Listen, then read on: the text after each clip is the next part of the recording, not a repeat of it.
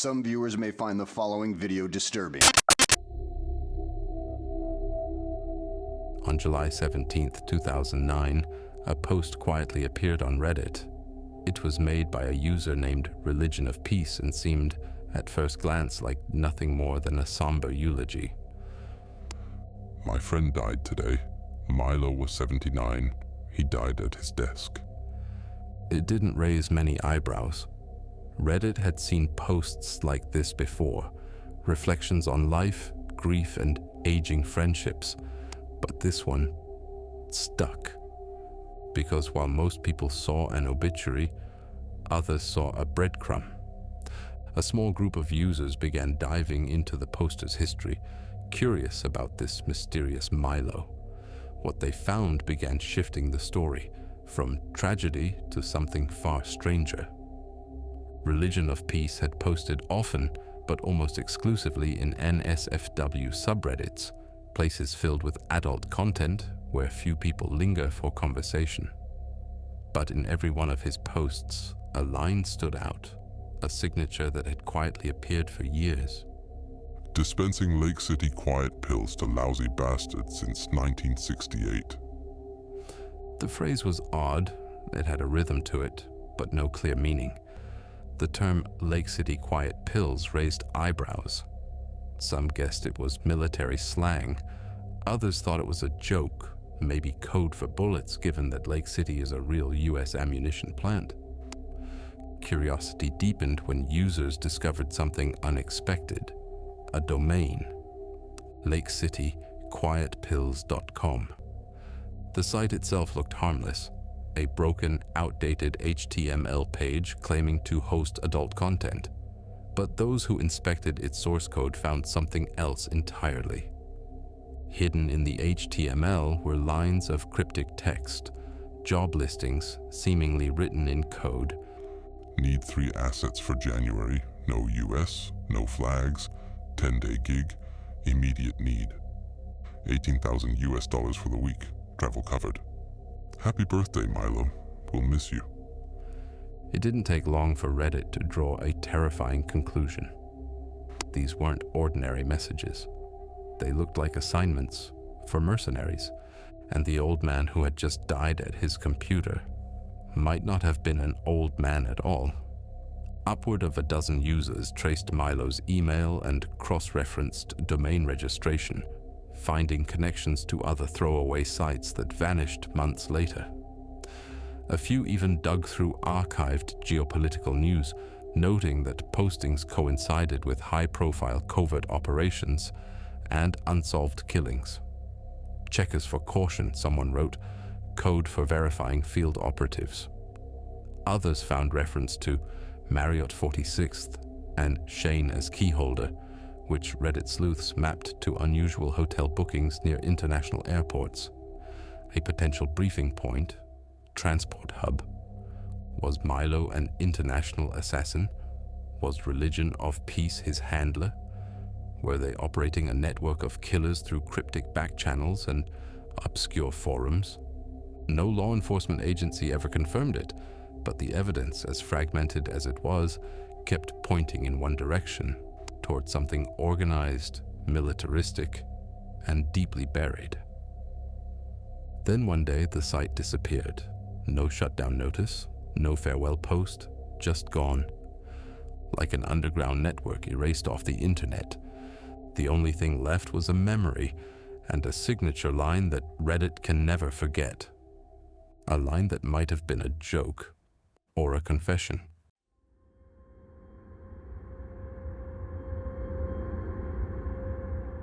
In 2010, a low-resolution video surfaced online. It featured a young man in a hoodie, playing gently with 2 kittens. There was music in the background, soft, unassuming, the kind of video you'd scroll past. Until the moment he placed the kittens into a vacuum-sealed bag, then turned the vacuum on, the video ends in silence. The internet was horrified. The video wasn't on a mainstream site. It appeared in dark corners of forums and lesser-known video platforms, but wherever it landed, it sparked outrage and, eventually, action. One community formed almost overnight, r/find the vacuum killer. The subreddit didn't exist to speculate, it existed to hunt. Users picked apart the footage frame by frame, pausing to analyze the color of the walls, the shape of the furniture, the hum of appliances. Someone tracked the specific vacuum model to a French brand sold only in Europe and Canada. Another noticed a unique bedsheet pattern sold exclusively in a Toronto department store. Details like the distinct corner of a picture frame, the creases in a sofa fabric, even the timestamp on the background audio became clues. Once the geographic hints pointed toward Toronto, followers cross-referenced public Wi-Fi logs and IP ranges. They created their own heat map, plotting possible locations, leading them to narrow down to a suburban area near the University of Toronto. Then came the face. In some of his other posts across obscure image boards, the same man had uploaded modeling shots under different aliases, but his signature look gave him away. The jawline, the mole above his upper lip, the slicked back hair. A Redditor said, "We're looking at someone who wants attention." Eventually, the sleuths converged on one name, Luka Magnotta. He was a narcissist, obsessed with his image, and he wasn't hiding. He had created dozens of fake fan pages praising himself. He even posted rumors about being in a relationship with high-profile figures to inflate his persona. Everything he did was calculated, designed to keep the attention on him. But authorities didn't act. Animal abuse cases, they claimed, lacked jurisdiction. Until Luka escalated. In 2012, he uploaded a second video. This one wasn't about kittens. It showed the murder and dismemberment of a Chinese student named Junlin. Luka mailed pieces of the body to government offices, including political parties. The new video, titled "One Lunatic, One Ice Pick," confirmed what Reddit had feared for years. They had tried to stop a killer, and no one listened.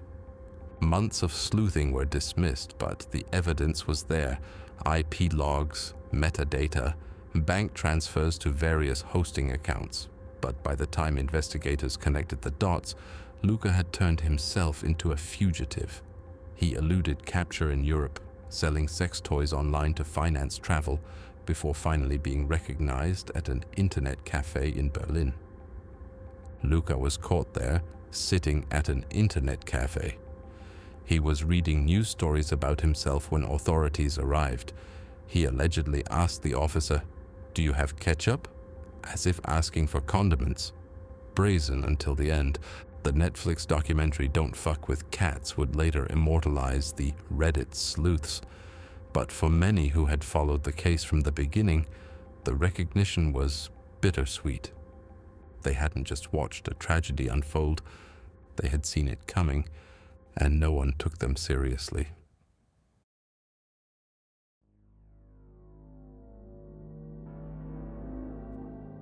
On August 15th, 2018, a woman riding a bicycle through Eatonville, Washington, was struck and killed in a hit-and-run. The driver fled the scene without leaving a trace, except for a small, broken piece of plastic left behind in the parking lot. It didn't look like much, just a dull black fragment of vehicle trim, but someone picked it up, photographed it, and uploaded the image to Reddit, specifically to the subreddit, "What is this thing?"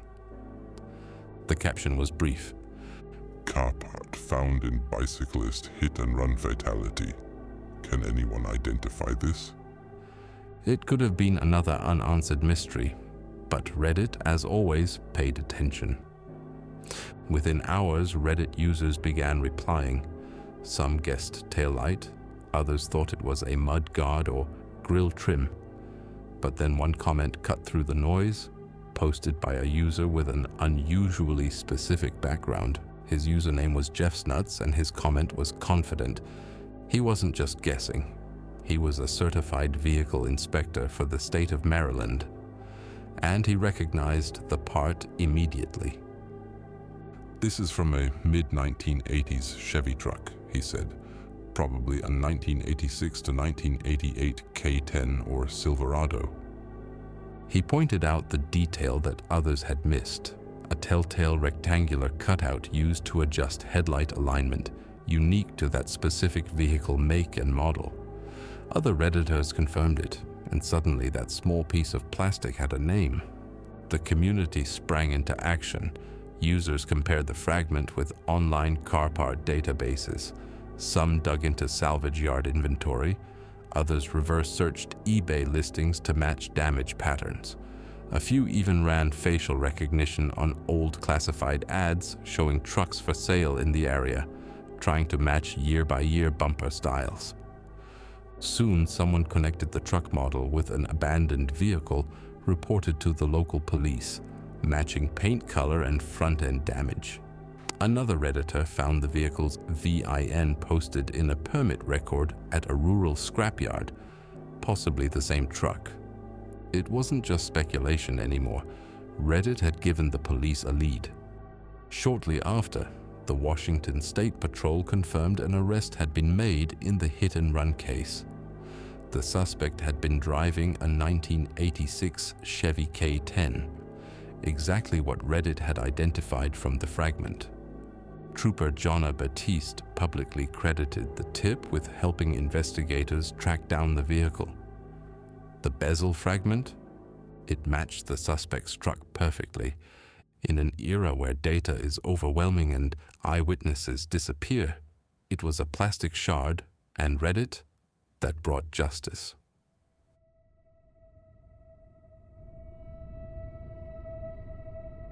In August of 2016, a young couple, Kayla Brown and Charles Carver, went missing in South Carolina.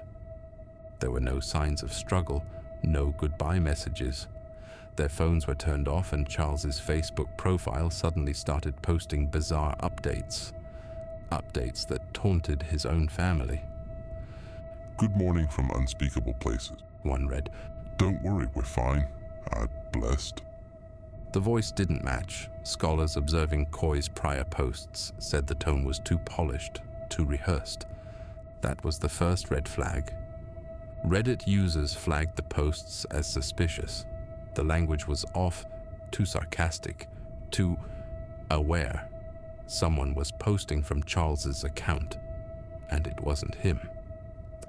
The investigation led to Todd Kohlhepp, a successful real estate agent with no prior criminal record. But when police searched his property, they had found nothing at first. However, after a good time of searching, they found a storage container. Inside was Kayla, chained by the neck, still alive. Charles's body was discovered buried nearby. The deep red soil had covered a second body as well, later identified as a farmer who had gone missing in the same area several years earlier. Police believed Kohlhepp abducted and buried victims over a vast stretch of land spanning 100 acres. Then came the second horror. Reddit users found Kohlhepp's Amazon account. It was under his real name and filled with reviews. Harmless products, padlocks, knives, shovels. But the reviews told a different story. Sturdy enough to hold my prey. Haven't had to use it yet, but planning to. Keeps them quiet. There were dozens of them, each more sinister than the last. They even cross-referenced review dates with missing persons reports. Some reviews appeared days before specific victims were reported missing. The Amazon clues were chilling annotations to an already horrifying pattern. He had been hiding his crimes in product reviews, and no one noticed.